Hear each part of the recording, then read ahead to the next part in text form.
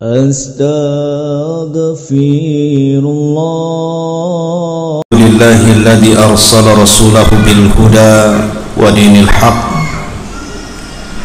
liyudhhirahu 'ala ad-dini kullihi wa kafa billahi shahida wa kafa billahi wakila. Asyhadu an la ilaha illallah wahdahu rabbi la syarika lah wa asyhadu anna Muhammadan abduhu wa rasuluhu alladzi la nabiyya ba'dah, amma ba'du. Kita lanjutkan kajian kita masih membahas tafsir dari surah-surah pendek di dalam juz amma.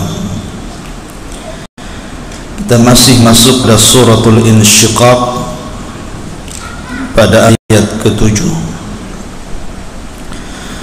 A'udzubillahi minasyaitonir rajim. Bismillahirrahmanirrahim. Fa amma man utiya kitabahu biyamini fasawfa yuhasabu hisaban yasira wa yanqalibu ila ahlihi masrura. Maka adapun orang-orang yang mengambil catatannya dengan tangan kanannya, maka dia akan mendapatkan hisab dengan hisab yang sangat mudah dan akan kembali kepada keluarganya dengan sangat senang. Wa amma man utiya kitabahu wara'a dhahri. Adapun orang-orang yang diberikan catatannya di belakang punggungnya, fasawfa yad'u subura, maka dia akan teriak-teriak dan mengatakan, celaka aku. Wa yasla sa'ira, dan dia akan masuk ke dalam neraka yang menyala-nyala.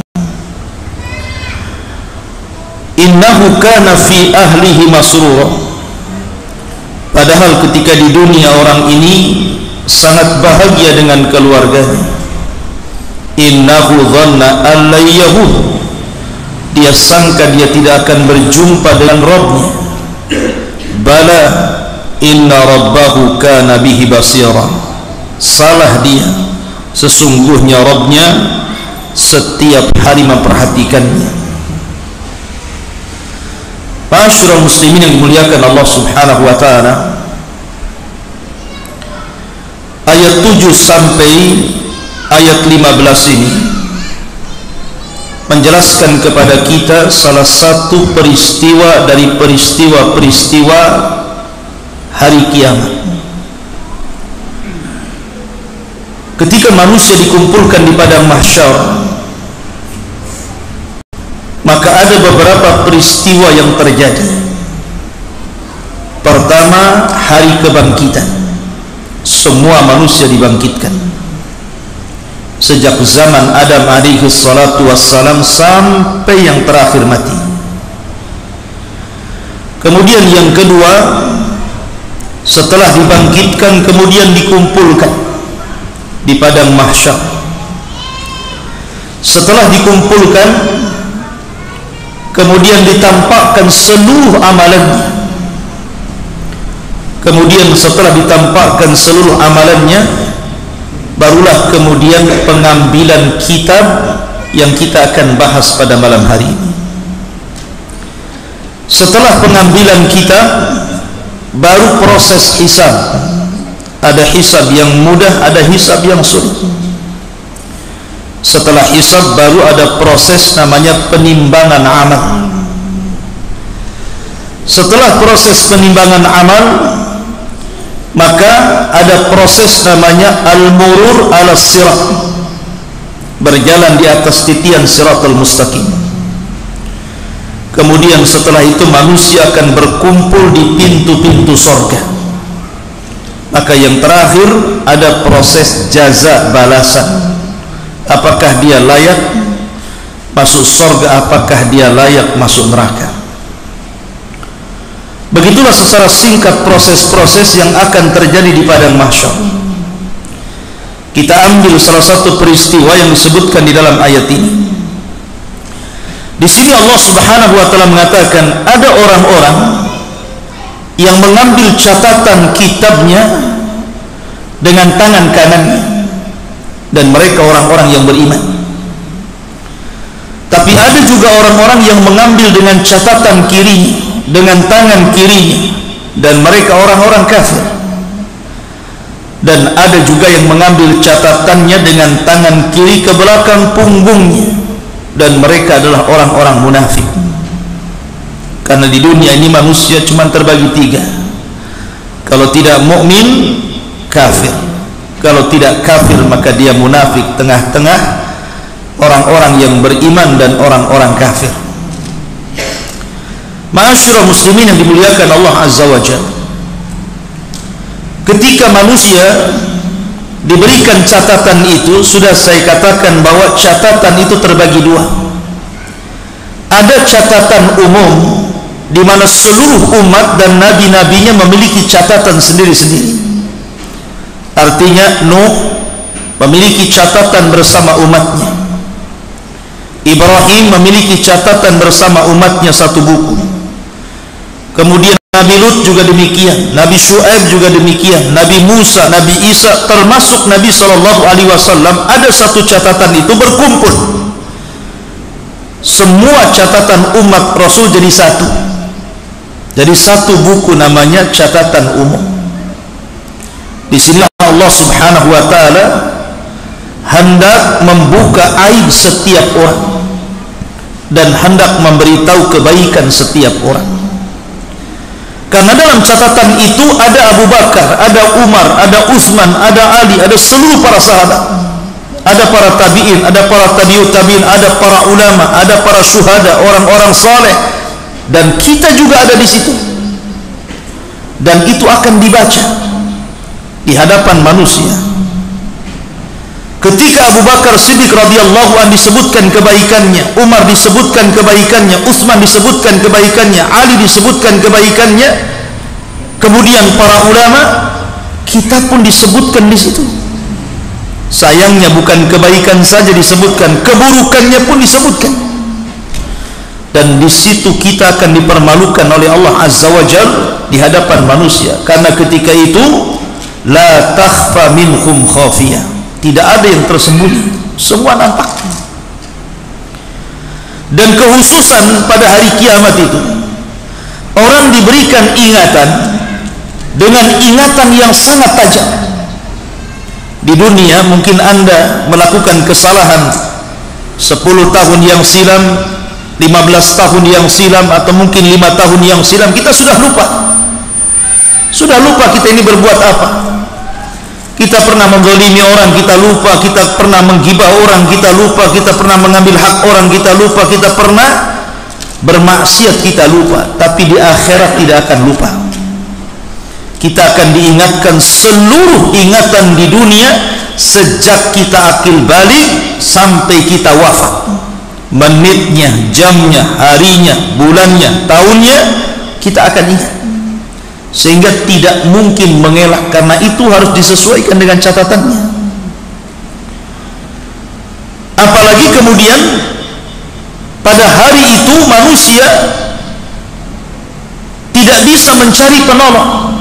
Lain di dunia, orang ada kasus cari pengacara, tapi di akhirat pengacaranya saja butuh pengacara, lawyernya saja butuh lawyer di akhirat itu. Dan tidak ada lawyer di akhirat. Masalahnya saksinya terlalu banyak, dan tidak ada saksi seperti saksi dunia bisa dibayar. Karena saksi di akhirat itu semua makhluk Allah bersaksi. Bumi bersaksi akan kemaksiatan kita di atas bumi, sehingga Allah mengatakan yauma idzin tuhadditsu akhbaraha. Pada hari itu bumi akan menghabarkan seluruh kabar orang-orang yang pernah menginjaknya. Langit akan bersaksi, para malaikat raqib dan atid, dan para malaikat penyaksi kita akan bersaksi. Bahkan bukan hanya itu, anggota badan kita pun akan bersaksi. Yauma nakhtimu ala afwahihim wa tukallimuna aydihim wa tashhadu arjuluhum. Mulut dikunci, tangan bicara. Bukan hanya tangan kulit ini bersaksi di hadapan Allah terhadap jasadnya, sehingga kulit ketika bersaksi, jasad ini protes kepada kulit dan mengatakan, lima syahidtum alaina, kenapa kamu ikut-ikut bersaksi kepada jasadmu sendiri? Maka kulit mengatakan, antaqanallah, karena Allah yang buat aku bicara. Jadi pada hari itu la takhfa minhum khafiyah, tidak ada yang tersembunyi bagi dia dan bagi Allah Subhanahu wa taala. Dan kita harus mempertanggungjawabkan di situ. Tetapi orang-orang yang beriman, al jazaa'u min jinsil amal, balasan itu disesuaikan dengan amalannya. Ketika dia mengambil catatannya, catatan yang kedua, maksudnya catatan khusus, setiap manusia punya catatan itu. Ketika dia membaca catatannya, kalau dia melewati kebaikan, maka akan bercahaya wajahnya. Tapi kalau seandainya kemudian dia membaca keburukan, maka akan berubah cahaya itu menjadi hitam, tetapi Allah tutupi dari orang-orang. Karena tidak mungkin dalam satu catatan itu semua baik, walaupun dia seorang yang beriman. Siapa yang tidak lepas dari kesalahan? Bukankah setiap anak Adam itu pasti berbuat salah? Tetapi sebaik-baik orang yang berbuat salah adalah bertobat, kata Rasulullah. Artinya tidak ada satupun catatan, walaupun dia mukmin pasti ada kejelekan, tetapi kan banyak kebaikannya. Kalau dia membaca kebaikan, wajahnya bercahaya. Dia baca kebaikan, bercahaya lagi, semakin terang, sehingga wajahnya kal qamari lailata badr, seperti bulan purnama. Tapi ketika dia lewat kepada catatannya, maka wajahnya berubah menjadi hitam, tapi Allah tutupi dari manusia, tidak tampak, karena dia orang beriman. Tapi orang-orang kafir, sudah catatannya berwarna hitam, kemudian dia membaca menjadi mukanya hitam, maka manusia sudah memandang, maka dia orang jahat. Dari sinilah Allah Subhanahu wa ta'ala menggambarkan begitu bahagianya orang-orang yang beriman, sehingga ketika mengambil catatan dengan tangan kanannya, dia mengatakan, ha umuqra'u kitabiyah, baca catatan saya, dengan bangga, karena dia sudah tahu jalan dia ke surga. Tapi orang-orang kafir, dia enggan memegang catatannya, dia ingin melemparnya tapi tidak bisa, karena sudah tahu jalannya ke neraka. Ma'asyiral muslimin yang dimuliakan Allah Subhanahu wa ta'ala, para ulama mengatakan bahwa ketika orang membaca catatan itu, disitulah perubahan fisik terjadi. Jadi kalau seandainya yang membaca orang yang beriman, pertama wajahnya akan bersinar, kemudian badannya akan membesar, sehingga tingginya 60 hasta dan lebarnya 7 hasta, persis seperti perawakan Adam alaihi salatu wassalam. Adam itu tingginya berapa meter? 30 meter, karena satu hasta itu setengah meter. Nih satu hasta, dari sini ke sini ini satu hasta. Satu hasta itu setengah meter, 2 hasta berarti 1 meter. Kalau 60 hasta berarti 30 meter. Kalau 7 hasta berarti 3 meter. 3 meter lebih. Berarti badannya kita ini akan 60 hasta, kemudian lebarnya 7 hasta, dan akan berhenti sampai di sini, tidak mungkin membesar lagi. Itulah fisik orang-orang yang beriman ketika membaca catatan. Dan dengan jasad sebesar itulah dia akan murur ala sirat, berjalan di atas siratal mustaqim menuju surga. Allah mengatakan, wa in kuntum illa wariduha, kalian akan melewati dan tidak mungkin tidak pada titian sirat itu. Tapi orang kafir beda lagi. Ketika dia membaca catatannya, mukanya menghitam, badannya membesar. Semakin banyak dosanya, semakin besar badannya, semakin banyak dosanya, semakin hitam mukanya, sehingga badannya entah seberapa besarnya. Karena digambarkan penduduk neraka itu giginya saja seperti gunung Uhud besarnya itu. Giginya penduduk neraka seperti gunung Uhud. Gimana mulutnya, gimana wajahnya, gimana badannya. Maka penduduk neraka itu akan besar wajahnya, besar badannya, dan besar perawakannya. Tapi subhanallah, sebesar itu Jahannam tidak bisa penuh. Walaupun manusia menjadi besar, semakin besar karena banyak dosanya, tapi ketika mereka dimasukkan ke dalam Jahannam tidak pernah penuh. Sehingga ketika Allah Subhanahu wa taala menggambarkan tentang Jahannam, halim talati, sudahkah kau penuh wahai Jahannam? Apa kata Jahannam? Hal min mazid, adakah tambahan ya Rabb? Masukkan saja. Ya. Menunjukkan bahwa Jahannam itu neraka yang sangat besar.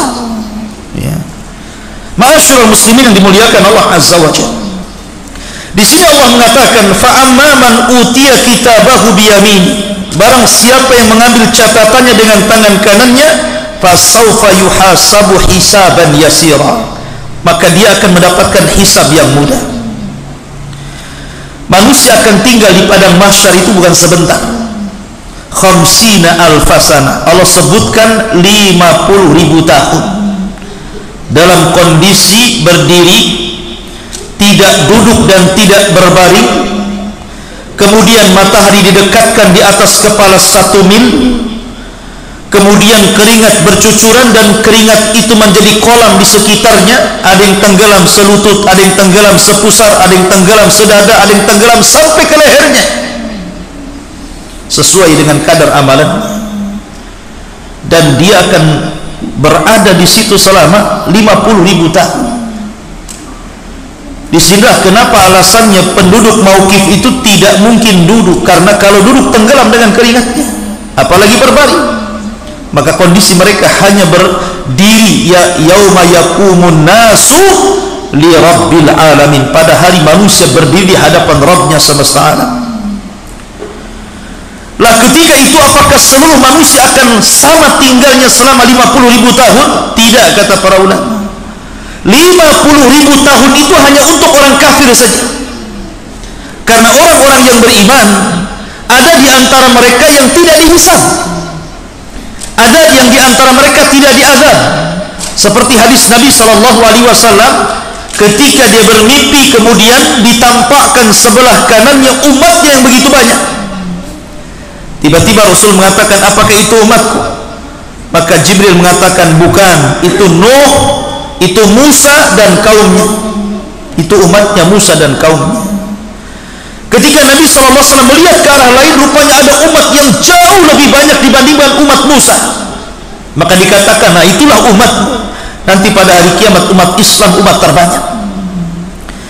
Kemudian dikatakan kepada Nabi SAW, minhum, di antara mereka umatmu itu ada 70.000 yadkhulunal jannah bighairi hisabin wala adzab. Di antara mereka ada 70.000 orang yang tidak akan disentuh hisab dan tidak akan diazab, direct masuk surga. Maka orang ini tidak pernah tinggal di padang mahsyar kecuali hanya lewat. Karena orang-orang yang tinggal di padang mahsyar itu untuk melakukan proses hisab. Nah ini nggak dihisab, nggak diazab, direct lah masuk surga. Tapi ada orang-orang yang dihisab, ada yang hisabnya mudah sehingga prosesnya cepat, ada yang hisabnya sulit sehingga prosesnya lambat. Yang hisabnya mudah, dia tidak akan tinggal lama di padang mahsyar. Tapi yang hisabnya sulit, boleh jadi mereka akan bersama dengan orang-orang kafir selama 50.000 tahun berdiri mencari peradilan Allah Subhanahu wa ta'ala. Jadi ada orang-orang yang hisabnya mudah, sampai ketika orang-orang yang direct masuk surga tanpa hisab dan azab, dan orang-orang yang mudah hisabnya, maka tinggallah orang-orang yang sulit hisabnya. Mereka lah orang-orang kafir munafik dan orang-orang yang beriman yang fasik, yang fajir, yang dosanya lebih banyak dibandingkan amal solehnya. Maka mereka menunggu peradilan Allah Azza wa Jalla. Disinilah tegak tentang syafaat. Setelah mereka berdiri lama, akhirnya kemudian orang-orang itu meminta kepada Adam untuk minta syafaat kepada Allah. Adam pun tolak. Akhirnya diarahkan kepada Nuh, Nuh pun menolaknya. Nuh mengarahkan kepada Musa, Ibrahim menolaknya. Ibrahim mengarahkan kepada Musa, Musa menolaknya. Musa mengarahkan kepada Isa, Isa menolaknya. Sampai akhirnya Isa mengarahkan kepada Rasul sallallahu alaihi wasallam, sayyidul awwalin wal akhirin.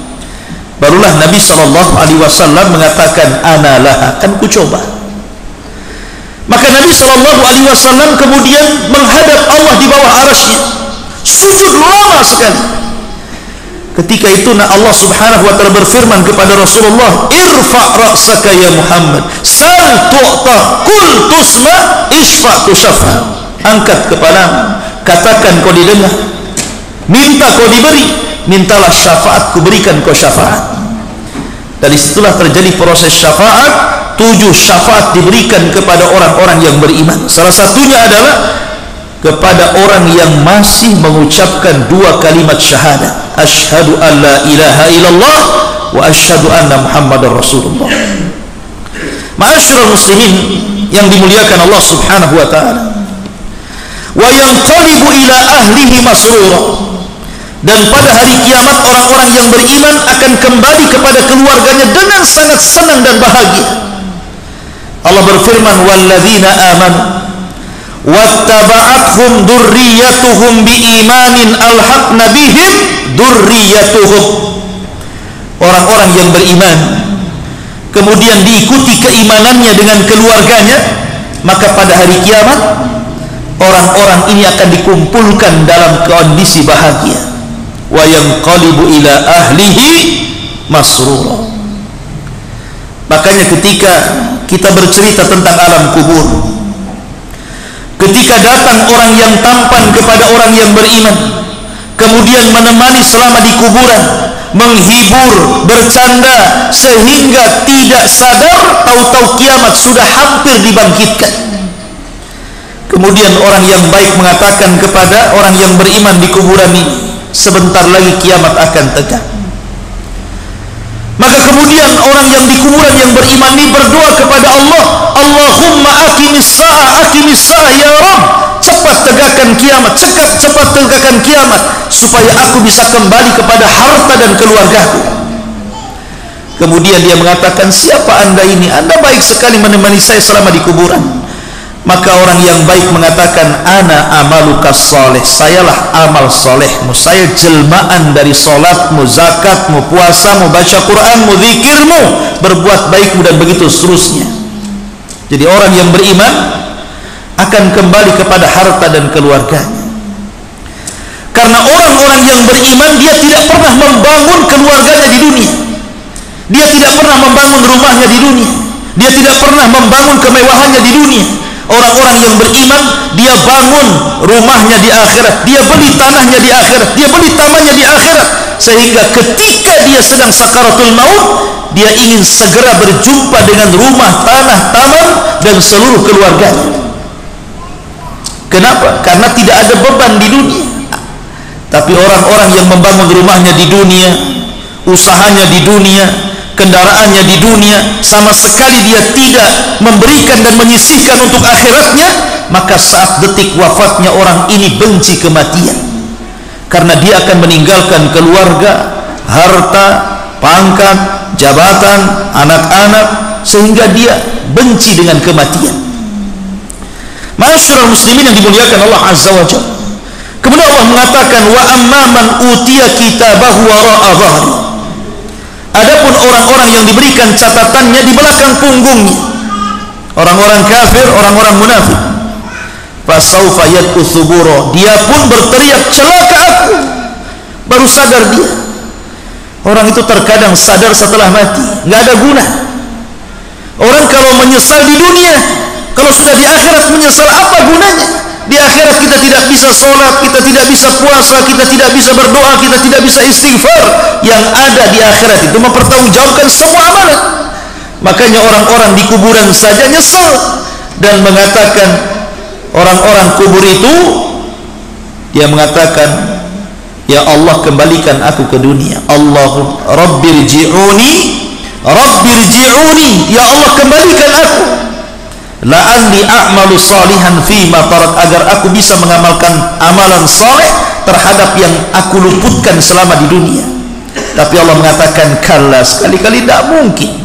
Innaha kalimatun huwa qailuha, itu kan hanya hayalanmu saja. Yang lain mengatakan laula akhartani ila ajalin qarib la asaddaqa wa akum minas salihin. Ya Allah, kalau engkau bangkitkan aku ke dunia sedetik saja, ku infakkan semua hartaku, la asaddaqa wa akum minas salihin, dan saya akan berkawan dengan orang-orang saleh. Tapi mustahil. Ya, ini orang jahat menyesal. Orang baik ingin kembali ke dunia saja tidak bisa, apalagi orang jahat. Sampai Abdullah bin Haram ketika dia diajak bicara oleh Allah Subhanahu wa taala setelah kematiannya, Allah berfirman kepada Abdullah bin Haram, tamanna ya abdi, minta sesuatu kepadaku wahai hambaku. Maka Abdullah bin Haram mengatakan, ya Rabb, berikanlah kepadaku kehidupan 2 kali di dunia supaya aku bisa berjihad kembali kemudian mati syahid kedua kalinya. Tapi Allah mengatakan mustahil orang mati hidup lagi. Ini orang baik tidak bisa kembali ke dunia, gimana orang jahat kan begitu ya. Maka ikhwatu fillah, penyesalan itu tidak mungkin dilakukan di akhirat. Sebagaimana orang kafir mengatakan fasaufa yad'u thubura, dia pun berteriak celaka aku, wa yasla sa'ira, dan dia akan diancam dengan neraka yang menyala-nyala. Innahu kana fi ahlihi masrura, orang-orang kafir ini di dunia dia senang dengan keluarganya. Di sini kebalikannya. Kalau orang-orang yang beriman, kesenangan dengan keluarga itu bukan di dunia, karena pasti orang yang beriman keluarganya pasti diuji Allah Subhanahu wa taala. Tapi orang-orang kafir terbalik, justru kesenangan mereka dengan keluarga itu di dunia, dan di akhirat akan dicerabaikan Allah Subhanahu wa taala. Sehingga Rasul mengatakan ad-dunya sijnul mu'min wa jannatul kafir. Dunia ini penjara bagi orang-orang yang beriman, tapi surga bagi orang-orang kafir. Ketika ada orang Yahudi yang miskin, yang fakir, yang kere, datang kepada Imam Ibnu Hajar al-Asqalani, salah seorang ulama Syafi'i, pengarang kitab syarah Sahih Bukhari Fathul Bari, pengarang kitab Riyadhus Shalihin, Bulughul Maram, dan banyak karyanya.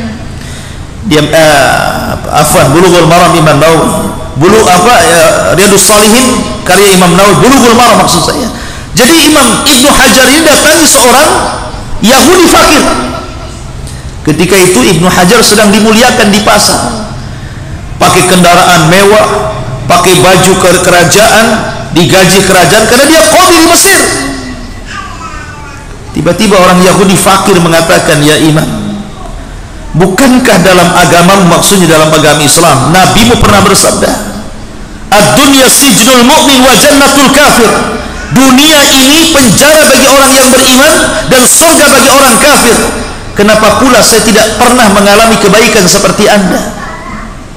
Dalam pandanganmu saya ini kafir, harusnya saya yang senang. Dalam pandanganmu anda ini mukmin, harusnya penjara. Kenapa anda senang, saya susah? Kata Ibnu Hajar al-Asqalani rahimahullah tadi yang mengatakan, adapun dengan kesenangan yang saya miliki, memang saya digaji pemerintah, saya diberikan fasilitas pemerintah, diberikan gaji pemerintah, baju bagus, kendaraan bagus, tetapi dunia masih penjara bagi saya. Saya belum bisa lepas sholat, saya harus tetap sholat. Saya belum bisa lepas puasa, saya harus tetap puasa. Saya harus tetap sedekah, zakat, zikir, baca Quran, mengajar, talabul ilmi. Saya tidak bisa meninggalkan itu semuanya, karena seorang mukmin tidak mungkin kenyang untuk beramal soleh sampai kedua kakinya masuk ke dalam surga.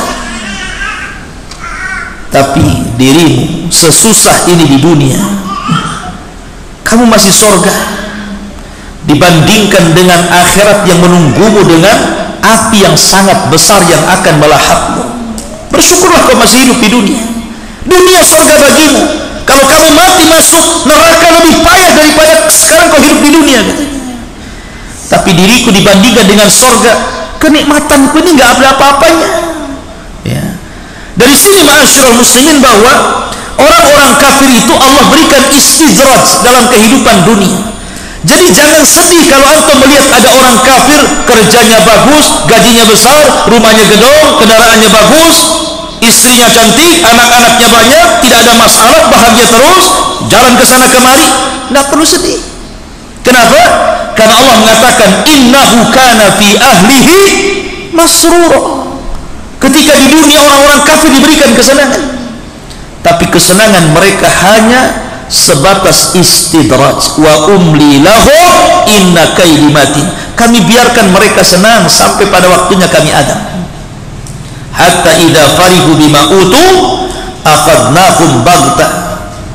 Sampai ketika mereka bersenang-senang dengan apa yang kami berikan dari kehidupan dunia, mereka tidak sadar, tiba-tiba kami adab mereka sekonyong-konyong secara tiba-tiba. Istidraj.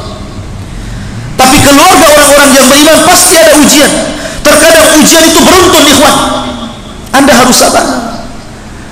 Ya, Anda harus sabar karena keluarga yang beriman itu pasti diuji. Nggak diuji orang tuanya, diuji istrinya. Nggak diuji istrinya, diuji suaminya. Nggak diuji suaminya, diuji anak-anaknya. Nggak diuji semuanya, diuji ekonominya, diuji kesehatannya. Orang yang beriman pasti diuji. Sehingga ketika orang yang beriman ini berjalan di permukaan bumi, kemudian ujian terus beruntun kepadanya sampai dia keluar dari bumi sudah tidak ada kesalahan lagi. Karena ada dosa itu yang tidak bisa diampuni dengan istighfar, hanya bisa diampuni dengan kesabaran, dengan ujian. Sebagaimana ada surga itu tingkatan-tingkatan tertentu tidak bisa kita capai dengan sholat, zakat, puasa, haji, hanya bisa dicapai dengan kesabaran. Dan sabar itu tidak mungkin terjadi kecuali ada ujian. Dan Allah katakan innama yuwaffas sabiruna ajrahum bighairi hisab. Allah katakan sesungguhnya kami cukupkan pahala orang yang sabar tanpa batas. Sabar itu pahalanya luas. Beda dengan sholat ada nominalnya, beda dengan zakat ada nominalnya, beda dengan baca Quran ada nominalnya. Tapi sabar tidak ada nominalnya. Saking banyaknya pahala orang yang bersabar itu. Innahu dhanna an la yahud. Orang-orang kafir itu mereka sangka mereka tidak akan berjumpa dengan Allah. Makanya kenapa orang-orang kafir itu hidupnya kayak binatang, tidak diperintah dan tidak dilarang, kan? Seolah-olah tidak ada larangan kepada mereka dan tidak ada perintah kepada mereka, sama dengan binatang. Karena apa? Karena memang Allah Subhanahu wa ta'ala berikan kesenangan kepada mereka. Allah berikan kesenangannya cash di dunia, tetapi dia tidak akan mendapatkan kesenangannya di akhirat. Makanya ketika orang-orang kafir dibangkitkan pada hari kiamat, dia berteriak-teriak dan mengatakan wa qalal insanu malaha. Orang-orang kafir berkata, malaha, ada apa ini? Dalam surah Yasin, ya wailana man ba'athana min marqadina. Celaka diriku, siapa yang membangunkan aku dari tidurku ini? Tapi orang-orang yang beriman hanya tersenyum dan mereka mengatakan hadza ma wa'adar rahman wa sadaqal mursalun. Inilah janji Ar-Rahman kepada kalian dan benarlah ucapan para rasul.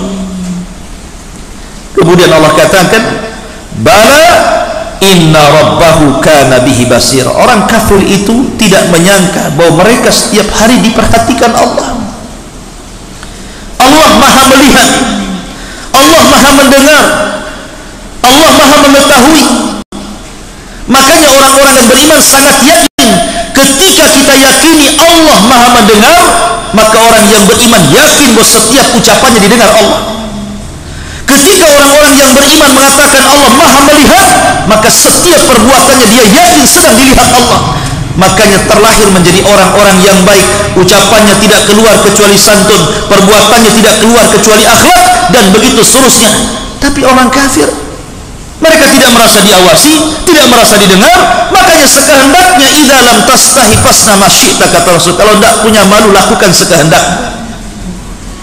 Begitulah perbedaan orang kafir dengan orang beriman.